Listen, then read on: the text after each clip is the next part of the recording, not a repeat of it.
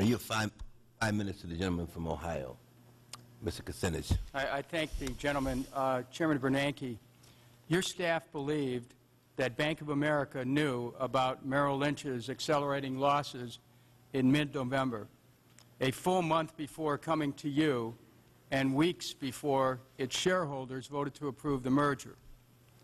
Those fourth quarter losses rose to over $15 billion out of the pockets of Bank of America's shareholders. But I want to ask you, did the Fed know about those accelerating losses before the Fed approved the merger at the end of November? No, I don't think we did.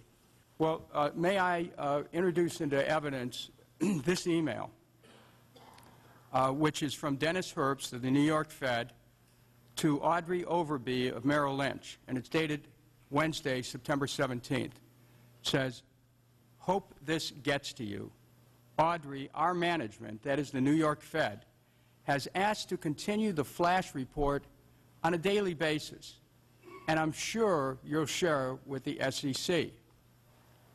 So the Fed was receiving detailed information by which they could have concluded that the overwhelming losses at Merrill Lynch were more than problematic, and that the Fed could have done something if they chose to. Now, are you familiar with this email, or are you saying that there's no? Well, we are certainly involved in a light way in the oversight of those of Merrill Lynch since we began to lend to them, but we're not their formal supervisor, and our information about their losses would certainly be not. Mr. Chairman, the Fed knew what Bank of America knew. You were saying earlier, with respect to Bank of America, as a matter of fact, you really put on them the responsibility to notify the SEC. But yet, you knew before the merger was approved. In September, I mean in November? We didn't know about the $14 billion. I'm sure we didn't know that. But you knew about Merrill Lynch's condition before you approved the merger. Now, did you not? Did you not know about their financial condition was failing before you approved the merger? If not, if you say no again, that flies in the face of this email that came from somebody at the New York Fed who's tracking Merrill Lynch on a daily basis. Well, they're tracking it, but it's difficult to know what these valuations are. They have to be done by professional asset managers.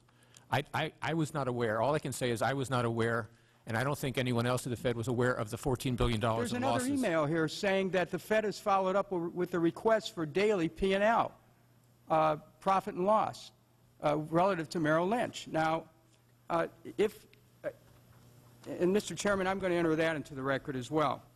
Without objection. When you permitted the merger of this company that was too big to fail, you knew the company would be a significant player in 4 of the 5 critical financial markets, namely wholesale payments, foreign exchange, U.S. government and agency securities, and corporate and municipal securities. Isn't it true that the combined entity of Bank of America and Merrill as a significant player in 4 of 5 critical financial markets was a key rationalization for Fed action to bail out the merger? I don't know. I'd have to get back to you on that. Excuse me? I'd have to get back to you on that. I don't recall the details. Well, I'm going to read a quote from a Fed memorandum entitled "Considerations Regarding Invoking the Systemic Risk Exception for Bank of America Corporation." And the quote is, "An inability of these organizations to fulfill their obligations in these markets and related systems would lead to widespread disruptions in payment and settlement systems in the U.S. as well as abroad." Now, in our investigation, we have not encountered any evidence that the Fed considered the potential for systemic risk when you approved the merger of Bank of America and Merrill Lynch, which only weeks later was too big to fail. Now, Chairman Bernanke, did you really believe that Ken Lewis's threat to invoke a MAC was a bargaining chip, as you stated in an email dated December 21st, 2008? I thought initially that it might be, yes. But did his use of a bargaining chip help him obtain a deal he would not have otherwise received had he merely asked for increased assistance from the government? But as I also said, I think in the later email, after listening to him and having more discussions, I came to the conclusion that he was really uncertain about what to do. We provided advice, which he ultimately took, and we took steps to prevent the destabilization of his company and the financial system. Mr. Chairman, I ask you for one more minute. Yield the gentleman an additional minute.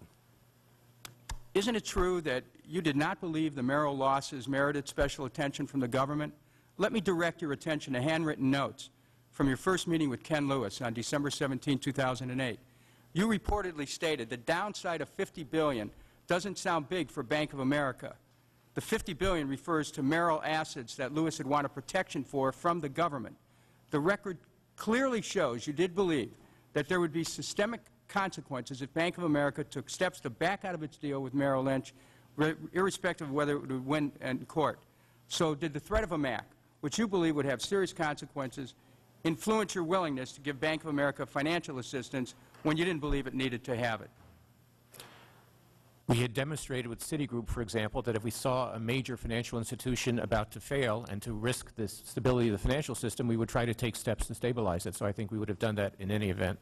Mr. Chairman, I just want to conclude with this point. You know, Mr. Bernake has testified that he was concerned about systemic collapse. We all understand that. He was concerned about Bank of America's collapse. We understand that. And he said that the Bank of America collapse would hardly be a good thing for investors. That was your testimony.